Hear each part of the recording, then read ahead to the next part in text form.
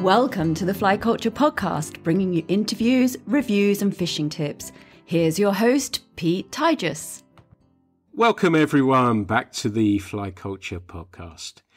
It's the time of year when the trout streams are starting to open and we're all getting a little excited and making plans for what's about to come. My guest today has a wealth of experience as a fly angler and a guide, and I'm hoping to get some tips on how to tackle early season fishing for river trout. I'm pleased to welcome Stuart Wardle from Durham Fly Fishing to the podcast today. Stuart, a very warm welcome to the Fly Culture Podcast. Are you well? I'm grand, and thanks for the invite, Pete. I'm looking forward to this. And so are you looking forward to the season and what's about to come? On the Eden, our season started last Wednesday, so I sneaked over. Always get the butterflies beforehand, or the excitement. And I like to give February a month off, rest the grilling completely, so I feel a bit more excited for the start of the trout season. But we have different starting dates. Eden 15th, Teeswee 22nd, and then April for a lot of the Yorkshire rivers. So yeah, so I have a nice spread around for starting days. So looking forward to it. And that's really nice having, I suppose, and, you know, I've said many times on here that I'm old enough to know better, but still get excited. But having lots of different open days, do you still get those butterflies for all those different rivers that are about to open then? Yeah, it's sort of, it's a little bit like, the easy way to say it, Christmas comes, and then my birthday is 3 days after the New Year. So I've always got something to look forward to. And I think it's just, I hate the winter. I hate those long, dark nights. So all of a sudden things got a little bit lighter.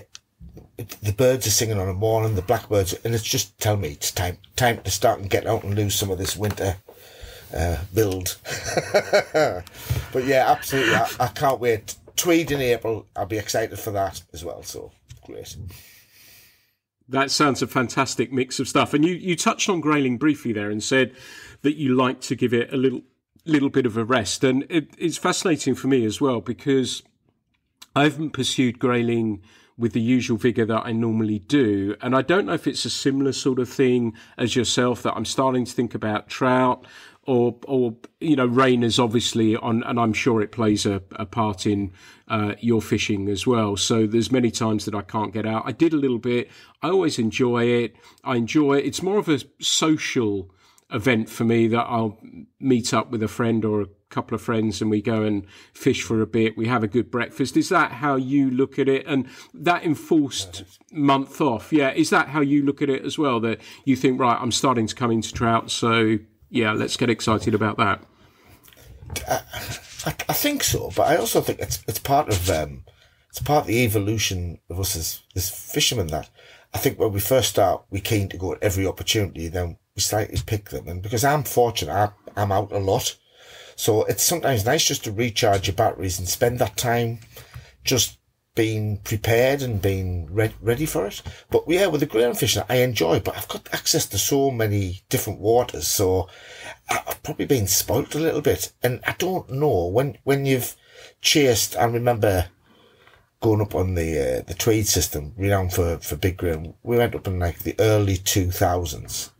And I could almost guarantee, not a 3-pounder, there's a lot of 3-pounders allegedly caught, but 2 12s, 2 14s, absolute clonking fish, probably spoilt. And you can't, it's not the same anymore. You've got to do a lot more work, a lot more effort.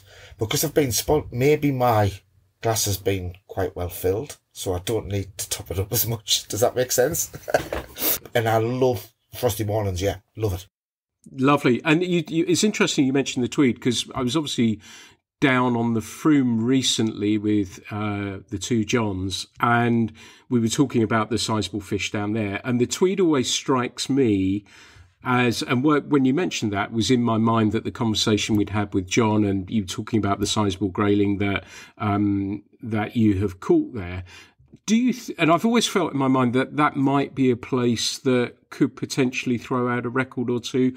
And talking about the Tweed and people swinging flies for salmon there, I wondered, because I don't know, but I wondered if salmon anglers have picked up sizable grayling on salmon flies. And that leads nicely into where John was talking about pulling streamers for grayling as well. A, is that something that you'd heard of, that there'd been sizable grayling caught on salmon flies? And B, is it streamers that is that something that you've considered for grayling when fishing these rivers that hold these big fish that I guess need a big meal? Yeah, there's quite a lot of things to cover with that. So let's pick on streamers to start with. I'm not a streamer fan. I can see the benefit from a competition perspective. I would use them as a method. For me, with fly fishing, it's all about the finesse and the delivery and trying to present something that's natural. Not that I'm saying a streamer isn't, but it's the next stage towards, I think, lure fishing. So I've just got this slight, I'm not saying a full anti, but it's not something I would choose. However, when I've been fishing up in Lapland and Sweden, or the grill up there, absolutely love streamers, woolly buggers, humongous, that sort of thing. So it is, so as a source, it's more than capable of catching big grill. There's no problem with that. And actually, medium-sized grill. As far as the salmon anglers go, they do pick up, and I'll see trout anglers on the weir as well. They will pick out grilling while they're doing. I don't think it's necessarily a method. I think nymphs, especially winter time, getting your presentation right, getting something that's going to represent their food form will always be more successful. And there is no doubt, I've seen evidence of £4 plus grilling off the Tweed. I've never seen one, but I know a guy who's certainly had one. I've seen the photograph, and he's well known. Doesn't broadcast it. It did have its heyday, I would say, back in the early 2000s.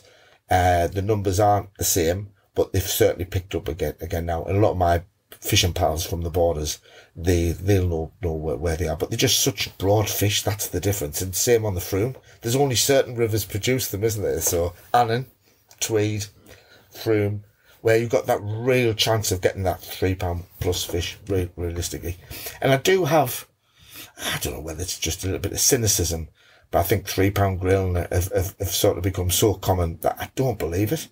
I actually don't believe the numbers that's being caught. And the reason is, in that heyday, people like me and John Barnes would be up every single weekend. And some of our best days, we'd have sort of 20 or 30 grilling between us. Not one under £2 4 ounces, all probably weighed, but not one over £2 14. You might go 250. Getting that magic 3 was really hard. But I've got a 3-3. And I lost a one substantially bigger than that, and that is etched in my memory. So when I do go out, and I do go looking for the big grill, I pick my places and I pick my locations, so where it's going to give me the best chance. But like you said, I'll go up and I'll meet with some of the boys, and we'll get a haggis pie or whatever it is from the butchers, and it'll be more of a social day. Yeah, and I enjoy that. I enjoy that just as much. But maybe I didn't want to sound like been there and done it, but there is possibly a little bit of that, and it's slightly disappointing when you see now a lot of our rivers. I've been fly fishing now 40 something years, and it's not just a view. It's clear from my own catch records, everything, that our rivers are nowhere near the condition of what they were 40 years ago, despite the fact that they're supposedly cleaner rivers. I'm not quite sure. But there's a whole other story. Yeah. Well, it's a fascinating one as well. And that's one of the things I was going to ask you about, where your fly fishing career began. Was that on the Eden or the Weir or the Tees? And, one of the questions were the hatches different then? The fish? How have you seen that change the quality of the water? Clearly is the case. And the grayling, of course, are a great indicator of water quality as well, aren't they? So you've seen a decline, would you say, in the fishing since you first began? It's changed. It has changed. I guess we can always look through and remember the good days. But if I'm looking on the averages, I would say certainly it has declined. But I think that's been made up by our tactics and techniques, and now much more advanced than what they were 40 years ago. So if I knew then what I knew now, oh, that if that makes sense. You think now, just think of leader material and the approaches we've got. These fish now, when you heavy nymph and Euro-nymph and say fast pocket water, those fish were uncatchable previously, really, weren't they? Really. So we now catching fish that probably we didn't catch before, and the efficiency is so much that we have. I think there's a balance there between overfishing certain patches of water, because the same fish could be being caught over and over again, and with catch and release, that as a. So there's this slight moral dilemma, but I'm fortunate. I've got so much water to go out that I can move around and give them that space. That's the key thing.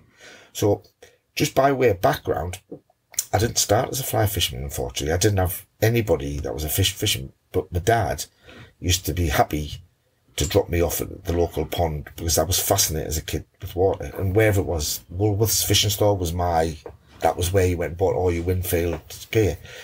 And a pal of mine from sixth form, he was into fishing. I'd lost the love. I discovered guitars when I was about 14, 15. And he got me back into coarse fishing. And we used to go down the pond and fish for bream. And we were on holiday in Scotland. It's a little short story, but this is what turned me to fly fishing. Hiked out to this loch in the middle of nowhere. All the baskets, all the rods, all the swim feeders, everything. Caught absolutely nothing. And this guy came wandering round the lake with a 3-legged spaniel, a net on his back, a rod, and a shoulder bag. And he came along and said, his Scottish accent isn't great, but he said, "Is there anything doing, boys?" That was probably Irish, but whatever. I says, "Absolutely nothing." He says, "Do you mind if I ever go off this reed bed?" And he went and caught 3 sea trout, absolute clunkers, 3-4 pound fish. And I just said, "Show me, what is this you're doing?"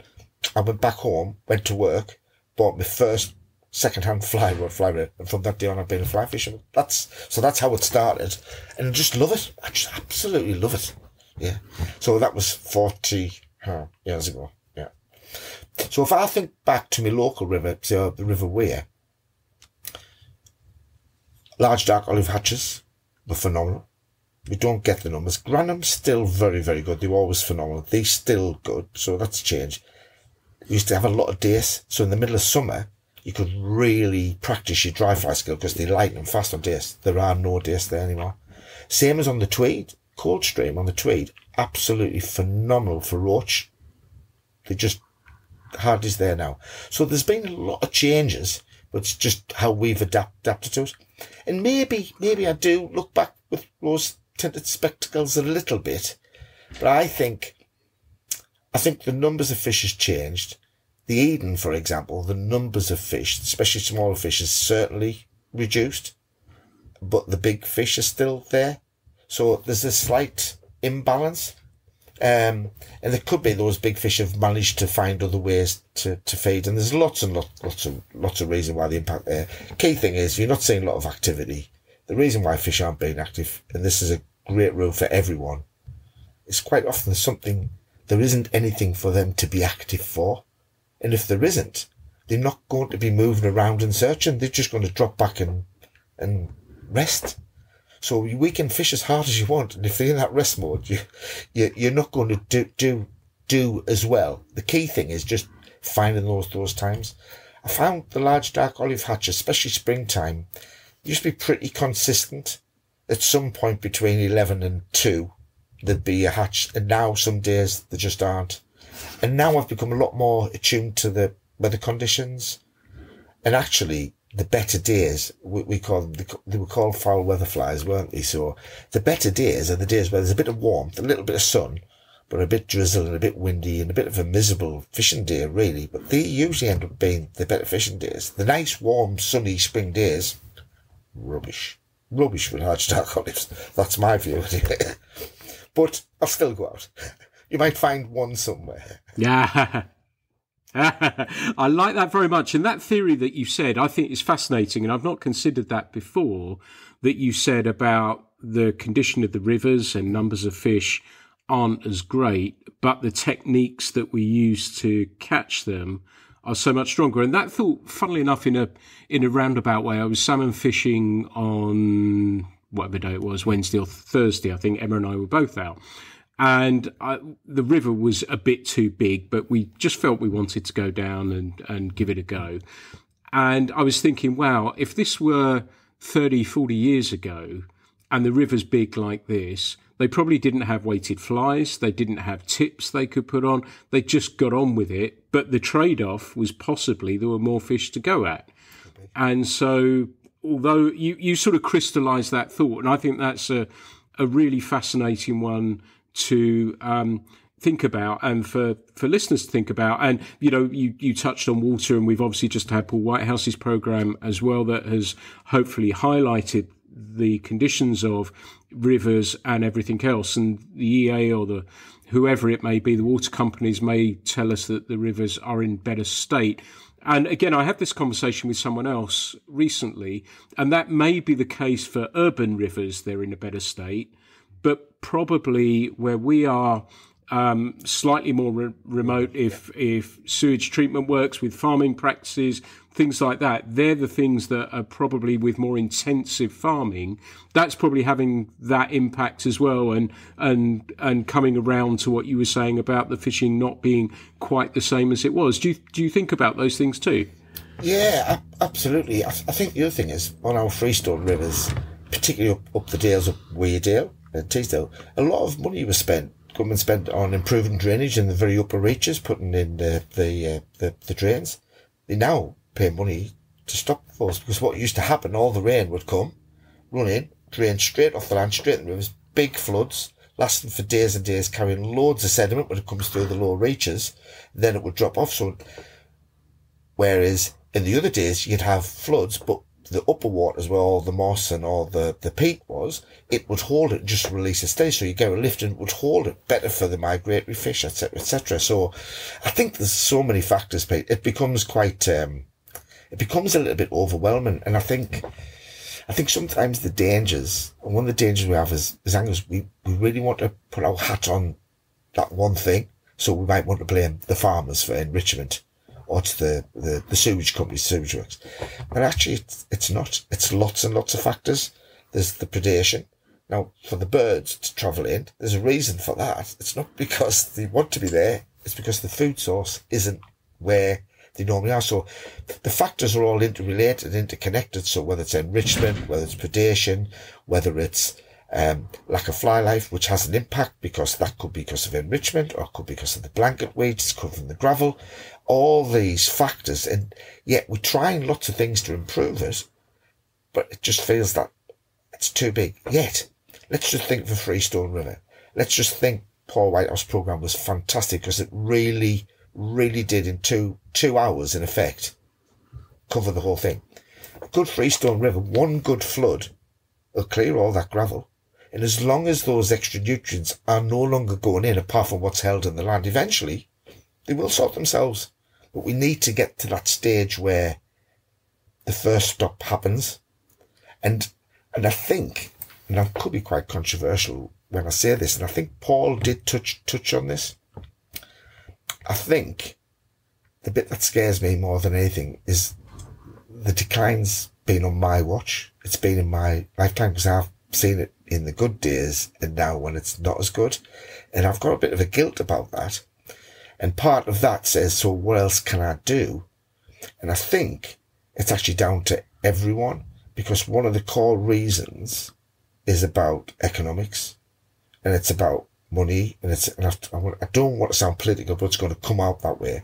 If you want to buy a chicken from the supermarkets for £3.50, then there's going to be a consequence somewhere down the supply chain.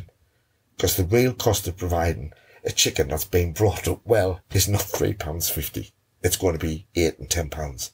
It's the same as your milk. It's the same as that. So there's this whole cost thing versus the impact. And if we keep taking out of the environment, the source from the soil, from the land and all, if you keep taking out without actually putting it back in a sensible, sustainable way, there's only going to be one cost to it, isn't it? And that's what we're seeing. I don't know. Sorry. Yeah. No, I think they're really salient points. No, I think they're really salient points, to be perfectly honest, and very fair ones. And, you're dead right that in this environment, it's difficult to preach, isn't it? And I know that's exactly what you're not trying to do with this, but saying if we think and shop as ethically as we can afford, then, and I understand it's not easy for everyone to be able to do that, but if some of us, if you're in a position to do that and feel about it, it's like you say, on our watch, if there is something we can do to try and turn the tide against the background of climate change and everything else that goes with that as well, which of course is a worry as well. But I think they were great points, and thank you so much for making those. I thought we'd move on to the trout season itself now as well. And are you the sort of person, and having spoken to you before we started recording on emails and everything else, that I know what fishing means to you, and you said about getting excited, are you the sort of person who will tie a bunch of flies in preparation just out of excitement that they're going to sit in your fly box and you may not use them? As a guide, of course, you know some are going to end up where you don't want them to end up. But do you tie lots of those and get excited and you've got a fully stocked fly box ready for the new season? Is that part of that process for you? I would love to say yes, Pete, but I bet you're exactly the same. There's usually that last panic the night before or 2 days before to tie up the essential ones you need. But I've had all the good intentions all since October that they will be stocked up, the fly box will be replenished, and I might even yet again this year go down to the one fly box, because do I really need 10? And every year, no. And every time I start that new fly box, it just adds me total by another one, because it ends up going in with all the other fly box. But I've got my standard patterns, the ones I feel comfortable with. And there's something quite nice, actually, about not always having your standby. You know, you've got your favourite pattern. When you look at your box, you think, oh, that one's a bit tatty, that one's over. And trying something else, and just really going outside your comfort zone. And as a guide, I get the chance to do that fairly often as well. And it's amazing how it can really happen. A great story. I was fishing in Wyoming, and it was a small river, cutthroats, and I had this little pattern that was given to me off Dr. Krivenich, he was the Czech team manager years ago. Little black fly, CD say, but the way it was set, it fished differently. And these cutties absolutely loved it. And in my box, there was 2. So after about a dozen fish, I didn't have anything left. And I kept looking and thought, oh, I haven't got anything like that. Do you know what came to the rescue? A hackled grey duster. And they liked that even better than Carol's. But if I'd had them, I'd have stuck down that road. So sometimes, and even some of the say, what are you? Catch on says, you're not going to believe this. It's the most ugly size 18 grey duster, which I never used, but used to be a grey fly. I did. Fantastic. So sometimes we get slightly, what's the word there? Our vision becomes restricted because we see what we want to see. We sometimes step back. Really, I can go a little bit further. We had Howard Crossan doing a talk to our Durham Fly Fishers Club meeting last week. And I did a talk to BFFI on a thing I've called, it's called LPF. And some of my friends out will start giggling when I say that, because they say it's a location presentation fly. And it's a hierarchy of need. Find where the fish are, present where the fish are, and then the fly. So that's the order. And it's a hierarchy. And when things aren't going right, don't change the fly. Really look at your presentation. And if it's still not working, are you actually in the right location? Really simple. And Howard goes into a lot of detail with that. And one of the interesting things he came out with, he actually said he didn't think flies were actually that important. So here's the world champion that goes to a lot of detail. He didn't think they were important. Yes, they are important, but it might not be that. It's about having the range of sizes, having the range of densities rather than weight, but densities presentation. The ability to change your presentation is more key than the actual fly. And you can get away with some fairly generic standard patterns that will see you all year round. And just to be able to put that into some context, if one pattern was so good, whether it was an Adams or whatever it happened to be, that's all you would have, because everyone would have found out it was that good. So that's why you have a Greenwills, a CDC Greenwills, an Adams, a Parachute Adams, a variation, a curved, a midge duster, whatever you want. So I don't get hung up with flies. Never have. And it's great. It's quite, what's the word? It's quite enlightening when you just don't have to worry. I haven't got it. There are odd times, mind, when they get very, very focused black gnats, as an example. Fish can be, if I can say, little buggers if they go into black gnats. And therefore, sometimes you do need those real confidence patterns where your standard F-fly won't work because it sits too high. You need something just to sit in the surface. And so, yeah, there's odd times. Yeah, and hawthorns, specific catches, specific flies where you do probably need something a bit there. But I would say, play Pareto's principle. 80% of the time, you don't. Same fly. Yeah, I love that. I have the same pattern tied in a 13, 15, 17, 19, 21. And that covers my large dark olives, my olive uprights. At a push, I'd even use them for mayflies. It covers me blue-winged olivers. It covers me pale wateries. It covers all my little uplands. That's it. And if that doesn't work, then I'll start worrying. But yeah, presentation will catch you the fish before the fly. That's absolute music to my ears. And, you know, the more I've done these and speaking to experts like yourself, I come to the conclusion that there isn't such thing as a must-have fly. Things haven't changed, and like you said, using a grey duster is a classic example of that. Things haven't changed and the fish's preferences haven't changed. So I've never bought into, you must have, this is the fly that's going to catch you the fish. It's the presentation, it's the way that you fish it. And that's music to my ears to say that. I'm kind of with you. I've no interest in tying flies. I'm sitting at a fly tying desk now.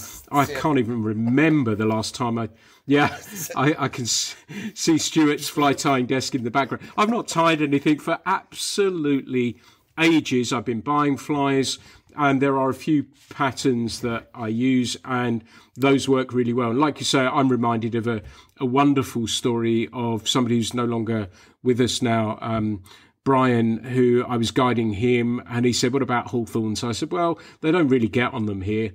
And lo and behold, we're on the river, and there was only one bloody fly that worked. Yeah.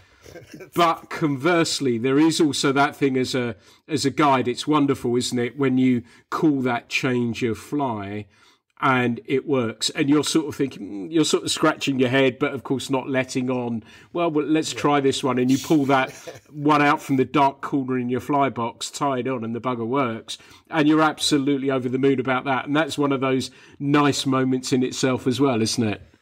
It's great, yeah. But that probably comes around from those years of experience of doing that. The reason you pulled that fly out the corner, why was it the corner of your box to start with? Because at one time it probably was.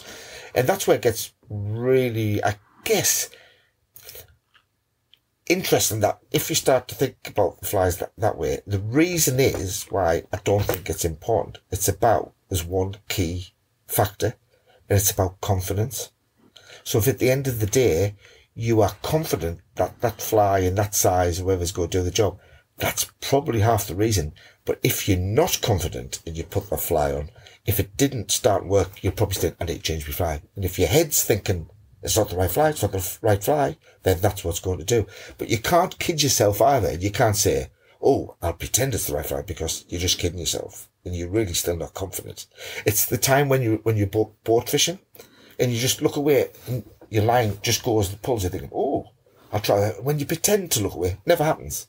Never happens, because you're not really, not looking away. It's strange. Us fishermen have loads of little things that we build in. But yeah, when it comes to that, I would say key thing was confidence. And I'll just jump around, touch on this quickly. When I worked with Angton Trust for the Town Pathway Coach, we developed a program getting more kids involved with, it was through lockdown competitions. So the difficulty is you go into water like Rutland or Grafton. It's a big expanse of water. How do you condense all the information knowledge you've built up over years for the kids who've maybe only been fishing for a year or a couple of years, that knowledge for them to go out and make useful choices, useful decisions? So we developed this, if you like, LPF strategy where they could build all these factors in to help them make good choices and good decisions. And what was really interesting, as part of that, I worked with Dick Clegg from the coarse fishing side, and we did loads of work by picking up some of the top anglers, even from around the world, both coarse, sea and game, and found out what were the factors that made them really good anglers. And it came down to a number of factors: their mental attitude, the tactical knowledge, technical knowledge, ability to read water, all those sort of things. But the big,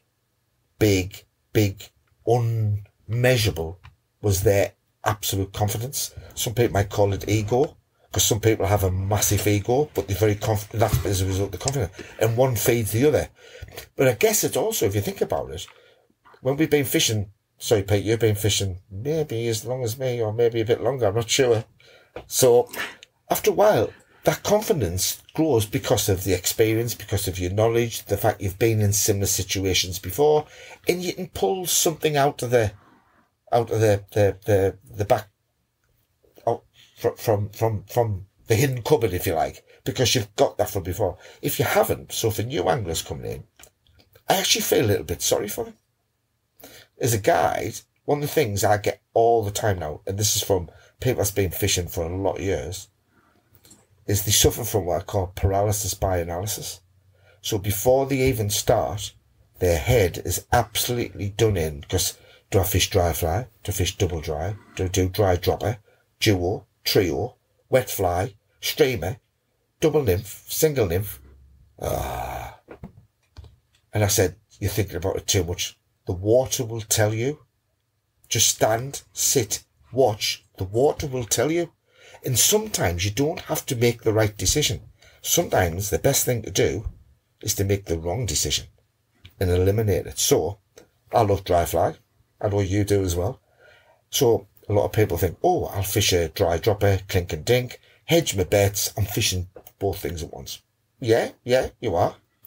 You're not fishing either of them that well. As soon as you fish them both together, but it's a good hedgy bet. You know what I would do? If I wasn't sure, if the reason why I was fishing a duo, I would actually just fish a dry fly. Because if I was fishing the right water in the right place, 15, 20 minutes, if I haven't had interest, it's telling me that the fish aren't keen on coming up. And therefore I would then think about going deep and going nymphing or fishing different water. Hedging me bets is my first choice. I don't know what that's actually teaching me, because I'm trying to do two things at the same time, and I'm probably not doing one of them that well.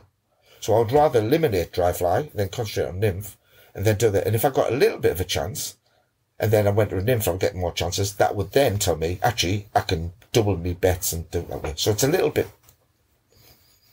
make a decision, stick with it. But is that because of my confidence? Is that because my confidence says, if I fish 15, 20 minutes, present the dry fly in that water, likely water, even though they're not rising, I should get some interest, even a turn, a swirl, or something. And if I'm not, then it is telling me something. And I use that to inform me next decision. It's even better if you're a social angler and you're out with some pals and friends, because you can quite often, somebody will say, oh, I'm going to do this and I'm going to do that. And then you can find out what the methods are. So, I don't know, what do you think? Do you think that's the case? I don't know, eliminate rather than try it? I think you're exactly right, and it is confidence, and I think some of that comes from you've got to have it because somebody's paid you for your expertise and experience. You're on the river a lot, and like you said about the large dark olive hatch, you know the time, and we could tell people the time of a hatch as it changed, as you know, those caddis hatches back end become earlier and earlier and those sorts of things. So you know that the hatch is going to happen here, you know this is going to happen here. And this psychological aspect, and I talk about it a fair bit on here because I do find it really interesting, and it's lovely for listeners to get a look inside your head and your thought process. And it's very similar to how myself and I'm sure many other people think as well. And when we had guides with us, we would say if they were out, I'd always tell them to back themselves and say, don't panic, back yourself. It will, think about the water that you're fishing, think about how you're going to fish it. And like you say, those methods, and like you rightly said that I prefer a dry, is it, if you're not seeing them come up, do you give them a quarter pounders, i.e. a bigger dry, or will you immediately switch down to go subsurface? Or I suppose a lot of it as well depends in the context, doesn't it? That if you're pleasure fishing with buddies, it's slightly different, isn't it, when you're guiding, that you want to make those changes relatively quickly because it's always nice for both parties to have a fish in the net. I know that's not what it's about, and already I suspect having spoken with you, that you're the sort of guy that wants somebody to walk away from the day having learnt something. Yes, catching some fish is nice, but you want that person to walk away from that day having learnt something that they can take away from it. So do you sort of, that confidence is dialed back in certain situations and how you approach it as a result? Yeah. You've got me thinking there, because you've challenged something. I thought, oh, do I? Actually, the key thing for guiding is really understanding what your client wants from the day, and that's always front loaded. So before I even go out, I really do know what they want, and if they want to catch 100 fish, I'd have probably said, I think you're either going to have to find another guide, because I cannot guarantee that. So I will do everything that's in my powers to give the number. Some people think that's important. If that is the case, then I would probably then say I might not be the best fit for them. But if they want to have a good day, they want to improve how they catch and catch fish as well, because they do. That's what it's about, isn't it, really? I don't even like to say the word blank. Yeah, missed opportunities. I go fishing to catch fish. I don't go to blank. I appreciate everything else, but I go to catch fish. I don't have to have huge numbers. I don't have to have big fish, but I will count. I have counted fish that big sometimes to avoid the black pig. Just, sometimes you have got to justify it. So I think the key thing is front loaded with clients to really understand what they want. And I do that before at inquiry stage. So we're on the river, and I've probably been out the days before, so I've got an idea what's going on, where it could be, and manage their expectations, so they're not going out thinking I'm going to catch 5-pound wild brown trout, because they're not. It's as simple as that. It's not going to happen. I spend a lot of time, a lot of hours on the water to find them. The only person I know consistently does really well is Mr. PP, as we all know, but he is absolutely dedicated towards it, and he'll spend hours and hours and days to find that one fish. So credit to him for that. So yeah, from a client perspective, I think the other key thing is everyone is unique and everyone is different. So I can't say here's a one size fits all, because I get absolute beginners to quite experienced, and that level of experience can come in all shapes and sizes, from the expert who's fished all around the world in Slovenia, and which one of my 200 rods do I bring? And then once you start, you find that they can hardly cast for toffee. So you've got to almost say, oh, let's see if we can tighten up the casting. Let's see if we can get that show to give them a pleasurable day. Because if I don't do that, I can, am I sharing a secret? You can almost feel it going, oh, no. Yeah. Yeah. But yeah.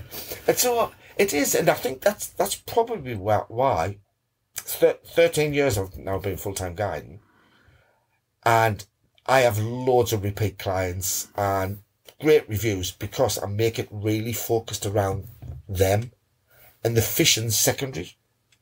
I know that maybe doesn't make sense, but it actually is, because 80% of guiding is your people skills and working with them people. 20% is about the fishing, and if it's great, it's great. And if it's rock hard, that's when your guide fee really comes into it. So yeah, sorry. Yeah. I think that's really, really cool. Yeah, I like that a lot. And again, I've spoken many times on here about, to any guides, aspiring guides, whatever, start the day, ask them what they want. Don't go through your motions and what you do all the time. Ask them, what do they want from the day? It's as simple as that. And that makes everyone's day much more easier and much more enjoyable. But I wanted to move on as well, because I think we could go down that wormhole of guiding for a long time, which I really enjoy it as well and could happily speak about. But let's look at how you set up for fishing one of your rivers. What sort of rods do you use? What brand do you use? What rod length? Leader length and strength. Is there any particular leader brand that you really like? Do you like knotless leaders? This is loads I'm firing at you, but I'm sort of working from the rod all the way down to the end, as we've done flies as well. Do you like to roll your own leaders? How do you like to set up? So I'm going to have to really hold back because we could go right down this other road. So yeah, I was a fan of, if everybody hasn't seen it, Global Fly Fisher. Go do a little search. It's called Leader Calc. It's a spreadsheet that provides you every single variation of any tapered type of leader you want. I've been down that road. I bought them, I've made them, I've got all the stuff. And I use leader profile, shop bought, tapered leaders. Love them. Simple as that. Okay, but I do tweak them. So if I need to, I'll use even 15 foot, for dry fly, I'll use even 15 foot tapered leaders. But I fish quite heavy. I'll fish to 5 pound point. And everybody thinks, well, that's heavy. No, because what I do is on the end of the 5 pound, I'll put 2.5 foot of 4 pound. Then I'll put my tippet on. So my 15 foot then becomes a 15, 17 foot with me tapered. With me tipping it's probably about 21, 22 foot. And on a 9 foot do the same. So the reason why I go heavier is the butt section's a little bit heavier, which helps to punch over and turn over. Obviously, if it's very windy, shorten the leaders, and I can change that middle bit so it gives us a lot more slack into presentation turnover. So leader profiles, absolutely love them. And to be fair, I don't get that hung up on them, Pete. I will use the cheapest ones ever. They're better than not using a tapered leader. And some of the ridiculous expensive ones are certainly not worth that ridiculous expensive fee. I saw some the other day, £11 for a tapered leader. £11 for a tapered leader. The other great thing is I don't use any rings because I don't like anything at all that interferes. And the key thing about my tapered leader, it needs to be balanced right the way through. Because I'm renowned for fishing tiny flies, 22s, 24s, 26s. I'm not quite Dave Southall with his 30s and 32s, but I speak to Dave regularly. So the important thing about your whole leader, it needs to be really well balanced and matched. So there's little things. I'll go down to 0.08 tippet. If it's not balanced all the way through, then that's where you're going to get risk of break-offs and things like that. Really simple when it comes to knots.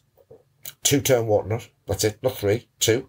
I found that I don't need the extra turn. It's just, it takes a bit longer. So I don't need to do that. It works with my nylon. Some nylon does not like 2 turns. So try it. If it doesn't work, stick to your 3. And for tying everything else, it's only 2 knots I use. And it's interesting how it crossing uses the same 2 knots. So I feel like I'm in good company. I just do a 5-turn, half blood. I don't tuck it either. And that's it. Simple. And I tie that on at loop to loops. No loop to loops in my system. You will not see a loop anywhere. Cut the loop off. I'll tie it straight onto my braided loop on the end of my fly line. I've tried stripping the core and doing that. It's fine. Roman Moser braided loops, they're great. And when the fly line starts to crack, you can snip it off on the water. You can change it. So good. So I'm not doing a promotion. Roman Moser braided minicons, the bee's knees. Absolutely fantastic. As far as tippet's concerned, I'm a big fan of Struft. So I like it. It's reliable for its diameter, strength is fantastic. And for the rivers, 08's probably as small as you would ever need to go. I do have 06 for, but you don't. 08, 0.010, 0.12, 0.14, and that'll see me for everything. For wet flies, traditional wet flies, I just use, it's 4 pounds, about 0.14, 0.15 diameter, straight through, roughly about 9 foot. So I'd fish 3 foot, 3 foot, 3 foot. I'll vary them a little bit. If there's a lot more flies moving in the surface, I'll pull the first fly a little bit higher up and extend the point fly. Or if if it's really sunny, it's really bright, I'll extend the distance to the first fly. So I might fish 5 foot away and then go 5, 3, 3, something like that. But I don't get hung up. And it's just basically put a loop on, 2 turns, wet, done. 2 turns, wet, done. Easy. Easy. Don't make it hard. I remember some of the questions. If I fish and dry rod, okay, I have a lot of rods. A lot of rods. I even more reels. I've got drawfuls of in boxes still. I've got something like 240 rods, something like that. But I use the same one all the time. I use it was the old XF2 Plus Grace, the 9.5 foot 3 weight. with the extension piece to make it 10 foot. And of course you can't get them, so I went onto the GR70. I do not like the GR80. That's my personal choice. No, thank you. And the great thing about that, the 9.5 foot 3-weight makes a fantastic dry fly rod. It's also a complete nymphin rod. But having the extension piece, you can go 10 foot, softens it for when you're a nymphin, give you that little bit more reach. I've got 11 foot rods. I find 10 foot's good enough. And the key thing is not the rod. It's your position in the river. It may make a difference, particularly on very spooky fish. On thin, shallow water, the longer rod will give you a bit more range. But everything's if you're not careful, you can end up. I've got a Stickman beautiful rod, and I call it my one trick pony. But I use it for certain things. For example, on the River Shurin Island, where you get all the trout, they're just popping out the weeds that high. But you've got to fish really light, and you've almost got to hold a nymph about that deep under the water. So you just chuck it, and you're just working it back. That rod is fantastic for that. Absolutely fantastic. So I've got to be specific. But for me, 9.5 foot 3-weight with the 10 foot extension, absolutely fine, and do everything except when it's windy. It doesn't have the guts for the wind, and I'll up to a 4 or 5 weight and probably then drop down to even a 9 foot. So if anybody's listening to this, watching this and thinking, well, what rod do I really need? 9 foot 4 5 weight will do nearly all your river fishing. But if you want the extension, particularly with nymphin, you need the extra length. So 10 foot is probably right. Having a 10 foot rod, great for nymphin, but it's not as good for dry fly. And anybody that says, oh, it's great, it is, it's a compromise, and it's just fine. So I find the 9.5 foot with the 10 foot extension, it's easy. You just take it off while you're on the water, you change, it's done. That's it. Reels, I've got hundreds. I've probably got 1,000. So, my main one I use for me dry fly, float line, it's a Perks. It's geared, so it's 3 to 1, just pulls in the line really, really quickly. And the other one, to be fair, if it's got a half decent drag, something that's not going to lock up, but at the same time run smooth, large arbor, just for your nymph to keep your coils big. I wouldn't get hung up about it. But I've got some beauties.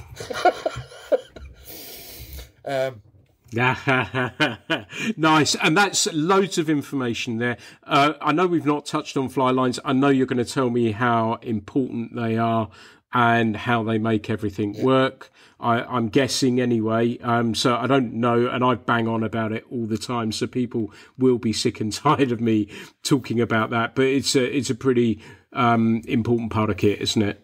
It is, because the fly line is the bit that's going to present, but a lot of people get hung up about the fly line and the distance and all the fancy dancy casts that you put into the fly line. Yet the key part is, let's just jump back a little bit.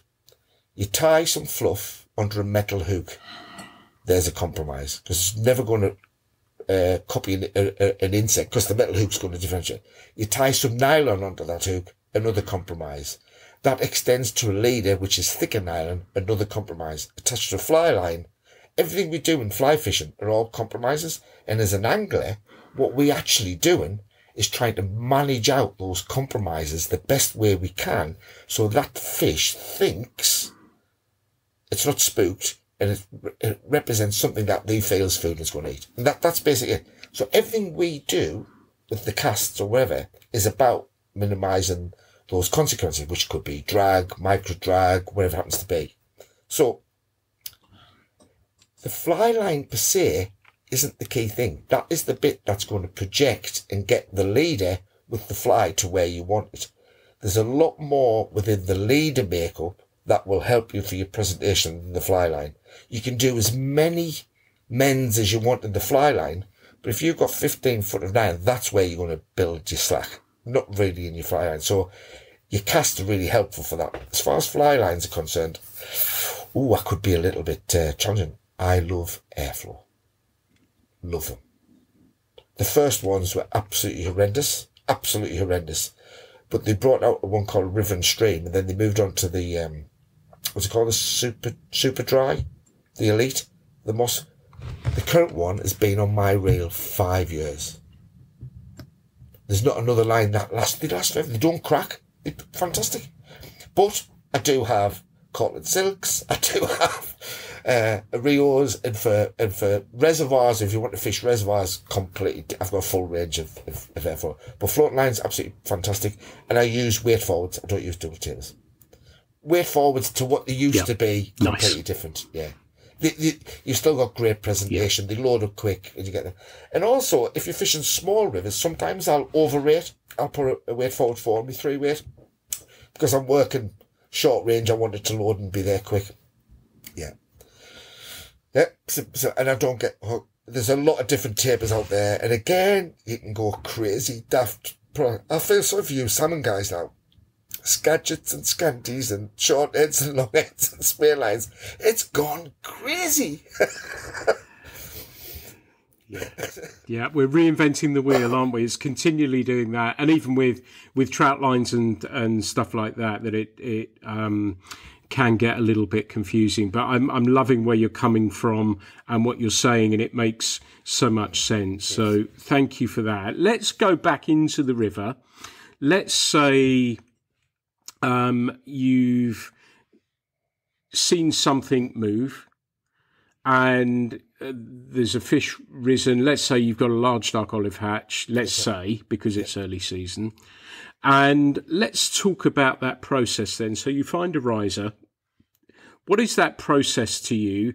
And I'd like to, because you've talked about the psychological aspects as well, I'm kind of interested to hear how you're thinking about this process. So you've seen a fish rise.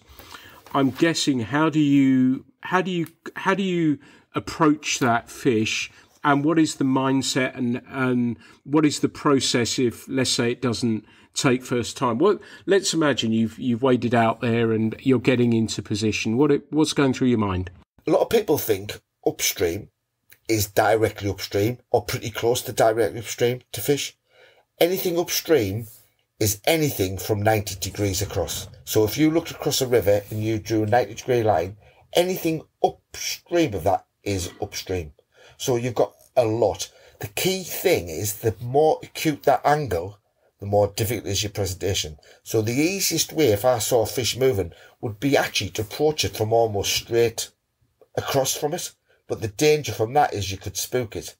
So it's all about the distance and things. So I would probably come down to probably somewhere around about 45 degrees below the fish, find what cover I've got, stay low, and I'd be presenting, I'd be watching it to see what line is, watch the bubbles, see where the bubble line's coming from. It might have a little sequence, and I would pitch it probably a large dark ice, probably pitch it. Well, I'd pitch it as far up above the fish as I could get away with, subject to the currents, because it's going to affect it, to try and get that fly to drift through fairly drag-free onto that. The great advantage with large dark olive hatches, particularly if there's a bit of rough water, it's windy days, they do have a habit of fluttering and skittering a little bit on the surface, and sometimes the fish will absolutely eat your fly if you give them a little bit of a stutter as well. Sometimes, not always, it's just one of those things. Some days it does, some days it doesn't. So for me, I'm approaching dry fly, that's my preference. I'd come from below, probably 45 degrees. If it was a bigger river, it was further out, I'll come from almost straight opposite the fish and cast it across to it. Up and across and there drift down. That would be my approach. If I was wet fly fishing, I'll be working almost the opposite way. I'd be from upstream, at least 45 degrees, putting the flies across and trying to get the flies to come on the lift and the swing to where the fish is by adjusting the cast. That's so basically it's almost the opposite of the other. Yeah. Does that come over all right? Really well. Nice. Absolutely. And I think it's interesting what you say about almost coming side on to the fish, because I think a lot of people would be nervous to do that. But I've discovered even where I fish on my home river, I can do that. And the other thing, and it's bigger than traditional Devon streams because it's further down the system, but I've been surprised, A, how close I can get to the fish, but B, opposite can work pretty well as well without it. And do you think part of that might be that the fish is focused on that feeding more so than being wary or spooky as well? Do you think that sort of plays into our hands a little bit, or do you think that's confidence of knowing that as well, or a combination thereof of both? I would say it's a combination of both and a combination of lots of things. I think I'm going to get a little bit theoretical. I think the problem is as fly fishermen or fishermen, we love to put things in its little box and say, if we could just do that, that will work. But unfortunately, it doesn't. There's a lot of variables happening. So I would agree with you. I would love to straight across, and it's amazing how close you can get. But it depends. If that water was only 8 inches deep where that fish is feeding, and I went there, he's gone, he's spooked. So the other factors to take into account before I present where I'm going to stand to cast will be what's the water, what's the position, where's it at, where's the sun. All those factors have to come into account before I would choose, and quite often might have to pitch it from the most ridiculously wrong place, but it's the only place I can do it without spooking him. Because once you've spooked him, he's gone. The other thing is, fish, they need 4 things. They need food, they need oxygen, and they need they need safety. And all they just do is each one of those are equally important. Eventually they do need to reproduce, and some of my clients, when I ask them what the things fish need, they always say water. So I'll take that one for granted. But what happens, when there's a good hatch coming on, their food volume, they turn that to number 10. It's a bit like your hi-fi. You've got volume for food, one for oxygen, and what happens, they'll go for that. So actually they probably reduced a little bit the others. The oxygen's there, it's that time of year, that's fine. When there's a bit of sunshine or the spook volume or the water's very low, they will turn their protection volume not to 10, they'll go up to 11 and 12 on that. And they'll even stop feeding because that's more important to them. And it's other places. So for example, people always fish the likely, lovely heads of runs into pools on our freestone rivers. Yeah, it's good water. The tails are some of the best water you'll find. But the tails are usually quite shallow, quite thin, and the fish in there are extra spooky because they sing a lot more. And it's very difficult to approach a tail of a pool from downstream without getting dragged, so people approach it from upstream. All those factors are the balances. But my guess is that think about the fish first as your quarry. Think about what it's trying to avoid, and that is getting caught, I guess, being spooked, being predated upon. And if you can avoid all those factors, you've just increased your chance of catching it by probably, well, I'll tell you what, by thousands of %. Because if you've spooked him, you ain't going to catch him, he's already gone. So you build that in, and that will dictate your position. And it's a phrase I use regularly when I'm out with clients. Your feet are your best friend. Where you stand on that river, where you position yourself is massively important. And a brilliant Italian angler, Eddie Donner, he will say, if you think there is a fish there, fish it. If it's not, move your feet. Just move them slightly. Fish it again. Fish it again. Because every time you move, it will slightly change the presentation, which is the bit what we say is more important. The other key thing is, particularly with dry fly, it is drag. And it's not drag that's always obvious, like the skittery sedge drag. It's the micro drag that you hardly see, but the fish do. And it's, if you think a natural insect is going to follow the flow, it's fairly light. It's just going to follow the flow. Anything that's against that is just saying to the fish, oh, there's my wary volume gone up to 12 again. I'm not going to have it. You'll even see them come up and almost have them, then just turn away. Because there's something made them say that's not right. So everything you can do to manage all those compromises we talked about to get yourself in a position will increase your chance, and that will then increase your confidence because you'll fish the better position, fish the locations to do that. Yeah, I think. I like that. That's really, really cool. And like you said, the depth of the water was kind of interesting. The tails of pools as well. And it's almost worth sometimes, isn't it? If you're not seeing something, just pop it in and see if anyone's home before. Because there's nothing worse, is there, than stepping into a pool and seeing a bow wave go up the river.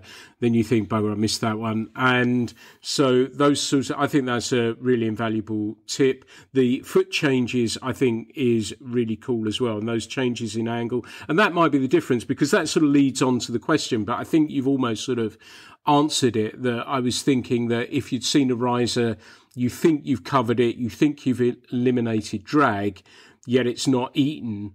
Would it be then that you might change size, or would it be, I'm guessing it's that slight angle change or something like that, or a combination of both? What is your process if it's not eaten it first time? Do you give it to him again, or do you say, right, okay, I'm going to change stuff I'm going to wait? Let's just say you've made the perfect cast. You think you've got the right pattern on, the fish hasn't eaten. What's the next thing that you're thinking? I would probably do nothing to start with, just to make sure I haven't put him down.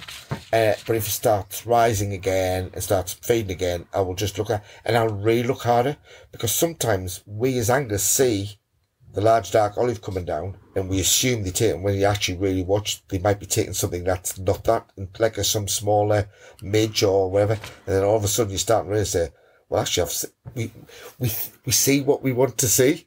And how many times does that happen when you really start looking? You might actually realise that, oh, hang on a bit, that's not even taking a large dark olive. The other thing can make a difference is just, we talk about presentation, avoiding drag, but shall we just say an upwing parachute CDC standard olive pattern? If you tie that on a curved hook, so its bum sticks in the water slightly more kink style, that'll look more like an emerger. And is the fish picking on the emergers rather than the hatch and done at that point where it's merging?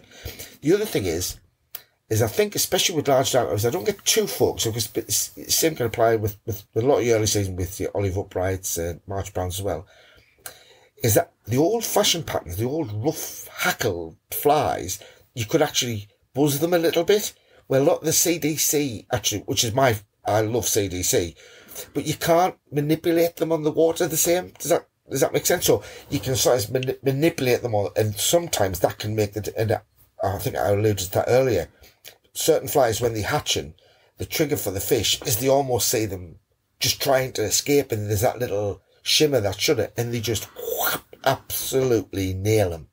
And tell a story, it was on the wharf on the Strid, and it must have been springtime. But I remember I saw this absolutely lovely trout in amongst all the rocks. Have you fished the Strid up on the wharf? Well, anyway, it's like a really narrow gorge, rocky, but there's a few pools in there. And I just fished blind, put this dry, and I saw this trout come up from the depths and followed the dry back. Must have followed it back for about a metre or 3 foot in the old money. And they just turned away and dropped back down. And then he lifted off in the bucket. He turned round, chased that fly, and he just absolutely nailed it and come off. So something must have happened where he thought, this is me thinking in human trout terms. Must have thought, maybe not. Then went down and said, bucket, yeah, I'm going to have it. And he went back and he nailed it. So, and I think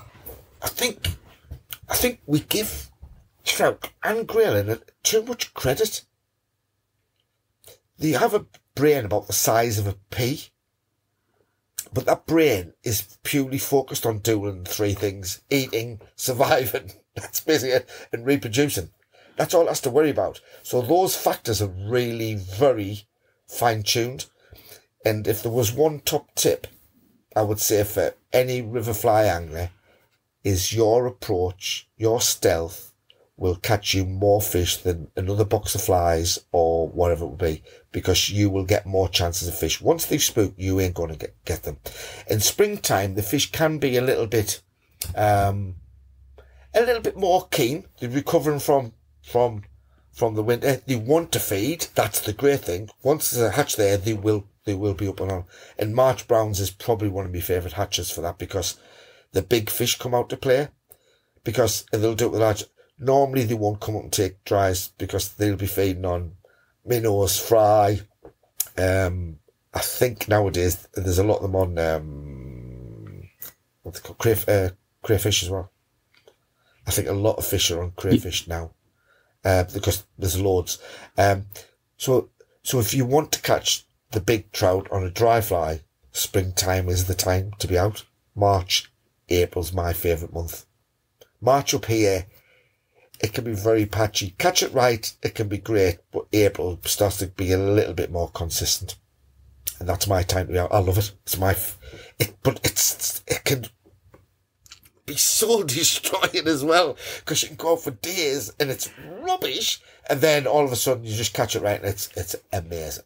I love it. Especially, you put all that effort to drive, maybe, I sometimes drive like way up on the Annan or on the Tweed for a March Brown day, and there's just none come off. That's it. So drive back. Or some days you go up there and you've got a 10-minute hatch. But it's not, it's been there, it's great. So, I've got one other interesting one, and that's Granham. Granham's become a lot more consistent and spread around on rivers that never used to have them.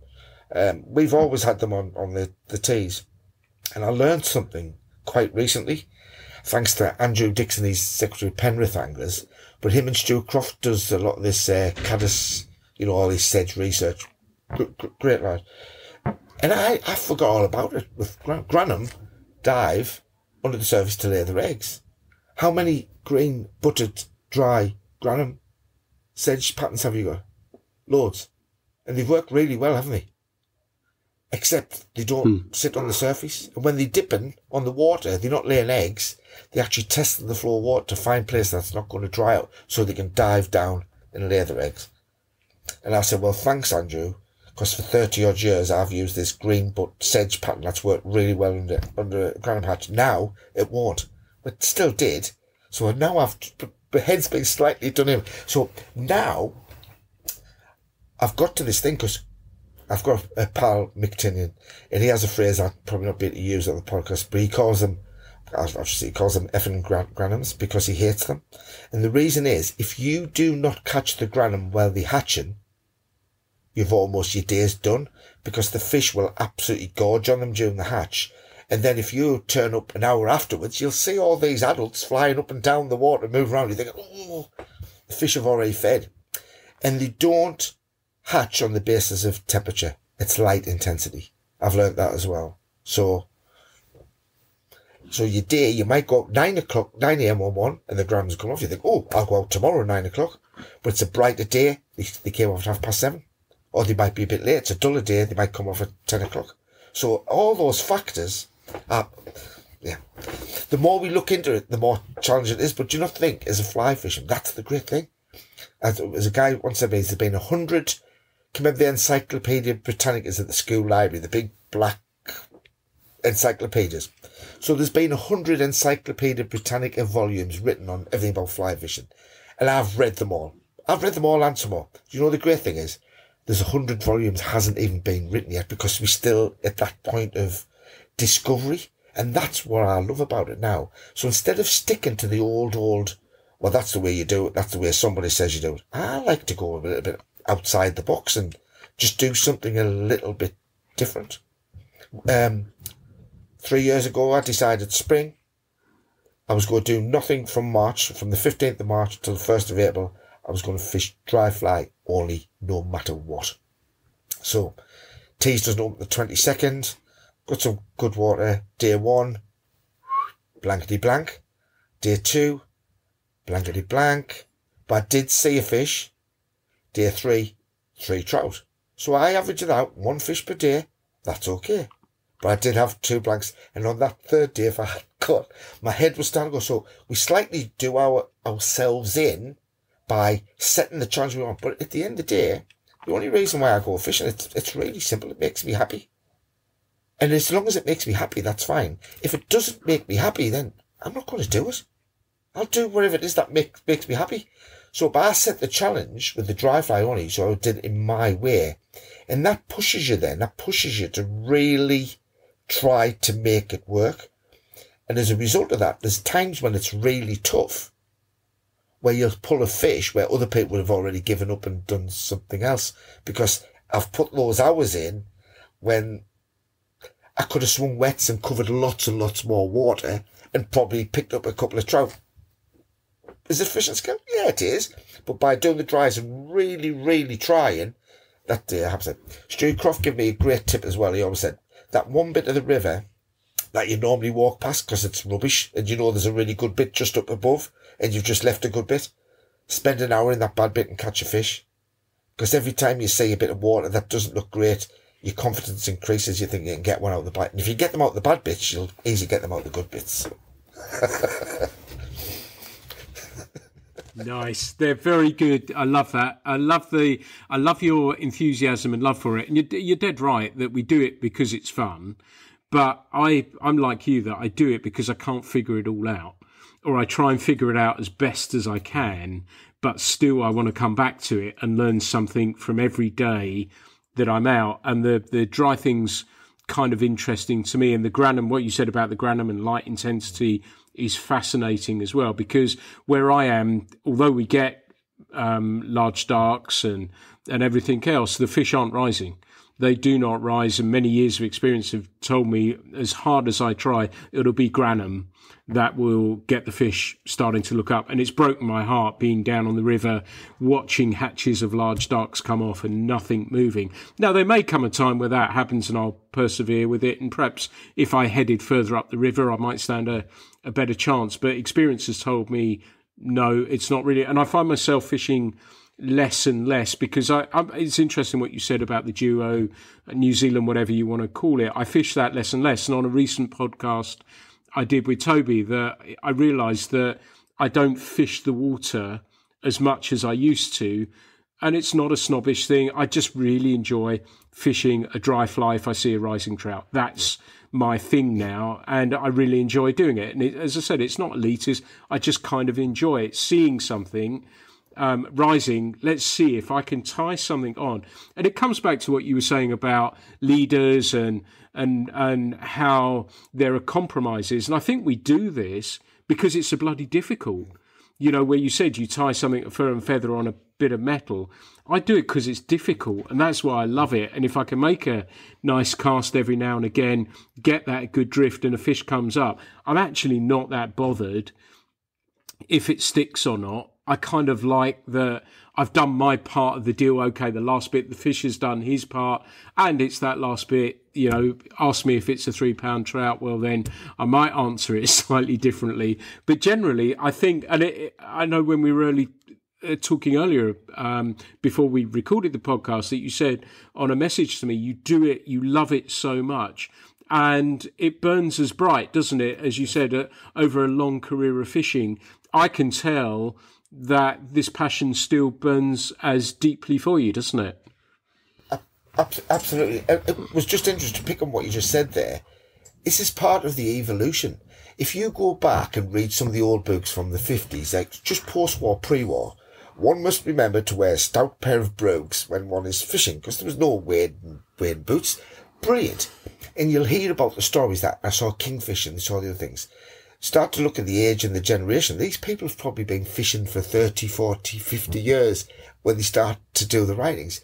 And a lot of their enjoyment isn't just about catching the fish. It's about that big air, being part of the environment, being able to take part in it, being able to see it and make that judgment. So part of that evolution, you just said, it's not snobbish. It's not. It's about you, makes you happy, that you'd probably rather walk up a river, sit down, have a cup of coffee, watch a pool, move up, find another one. Oh, there's a riser. I'll have a go at that one. See 2 risers, have 2 casts, 2 fish, successful day. Other times you might have this burn that you want to do something else. And the important thing is it's different for everyone. So I'm not judging anybody that wants to go out and double nymph and fish every pool like a machine. That's fine if that's what makes them happy. The sensible thing is, what they should really do is really start and say, how efficient can I be here? Because if you want to be a really good angler, it's about efficiency. So it's about spending the right time in the right place. So I've got to be careful how I phrase this. I don't want to. So I have a couple of pals. We go to America in September, and they like to fish reasonably hard and they'll nymph. Now I'll just have a wander and I'll sit down and I'll watch and I'll do whatever. And I do it, I call it, like miles per gallon, I call this like fish per hour. It's like our little scoring system. So instead of saying, how many did you get? Because they'll come back there and say, oh, I've had a good day. I've had 16 and I've had 18. How would you catch them? I said, I had 8. They went, was it not as good up there? I says, well, not really, but I only fished for about 30, 35 minutes. And I got 8. And they probably fished for 6 hours for their 16. So what I'm saying is, if I then multiply that up and just put it into that time, then you can. But it's what works. And to some extent, competition fishing probably gave me the need where you have to catch the numbers. But I think I probably realised that it wasn't really my game. So I've pulled out of competition fishing altogether. But it could also be just my state of evolution as a fisherman's changed. So now I'm much more, a lot more leisurely, and I get a great fix now at taking other people on the river and share.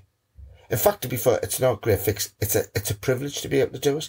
It's an absolute honour and a privilege that you can take somebody on a river, share that passion with them, and when you see them come back, and I bump the guys on the river and say, "Oh, Stewie, well, you took me out like, I don't know, 10 years ago," and they make a fisherman now. And can you imagine that? That experience of that first trout that you caught on a fly rod, it will never leave you here. And that's why I think it's a privilege, because if you be a guide or a coach and you can help somebody just do that, what's better? Nice. That is really nice, and it is. We've talked well over an hour and 15 now, so yeah, we've covered lots of ground though, and it's been great. And for listeners, you get a sense of Stuart as a person, as a guide, and everything else. So I think that speaks volumes about him. And if people wanted to get in touch with you, Stuart, and wanted to be in touch, how do they find you? What are your website details, social media, all that sort of stuff? To be fair, if you just Google Durham fly fishing, if you don't find me, I'll be shocked. So, but it's www.durhamflyfishing or Stuart Wardle fly fishing. Google it, you'll find me. You probably think, oh, blimey. But yeah, based on the north of England, but I cover all around the UK. Dismate Island, I do a bit of fishing in Montenegro, States, Scandinavia. I just love it. I'll have to get down your end sometime, Pete. Oh, you'll be welcome. Stuart. Oh, I've got the problem for me, the Eden particularly. I fished it once, I think. I had a nice trout on a dry fly and I caught a fresh salmon. So I'm one of those that I don't want to Jonah all the good luck. It's been good to me, that river. And the teas I've talked on it, I think I fished up there a little bit and I love it. I think it's a fabulous stream right up in below Cow Green and stuff like that is fabulous. It's heaven. It's like a bigger Dartmoor stream, actually. I absolutely love it. I think it's wonderful fishing It's unbelievable. But you see, a lot of people think of the teas as that. It runs a long way downstream, and some of our middle reaches are fantastic as well. But it's very difficult getting access. So, but I've been fishing the tees all my life. So yeah, all my fishing life anyway. And when they've got the wave sea trout, and like I said, where I'm at, within an hour and a half, I've got all the North Yorkshire rivers. So I've got the Ewer, the Swale, the Wharfe, the Derwent. We've got the Derwent in Durham. So I think I did an adult with main tribs and rivers. I got 68 within an hour and a half, which is pretty good. That sucks. Stuart, it's been brilliant to catch up with you. It's been brilliant. I think there's lots for listeners to think about there and to enjoy as well. So I'd like to say a massive thank you for taking the time to talk with me on the Fly Culture podcast today. It's been great to have you along. Cheers, Pete. Absolute pleasure. We'll do it again sometime. Absolutely. Everyone, this has been the Fly Culture podcast. Thank you so much for listening. Thank you for the kind words about the podcast. And I'm so pleased you're enjoying the magazine as well. It means a lot to us. We never ask people to write nice things. We've never done that. And so it means so much when you do take the time to write. So I greatly appreciate that. And thank you so much for listening to the Fly Culture podcast. The Fly Culture podcast is brought to you in association with Fly Culture, a quarterly print magazine. For more information, please visit flyculturemag.com. You can also find Fly Culture on Instagram, Facebook and Twitter.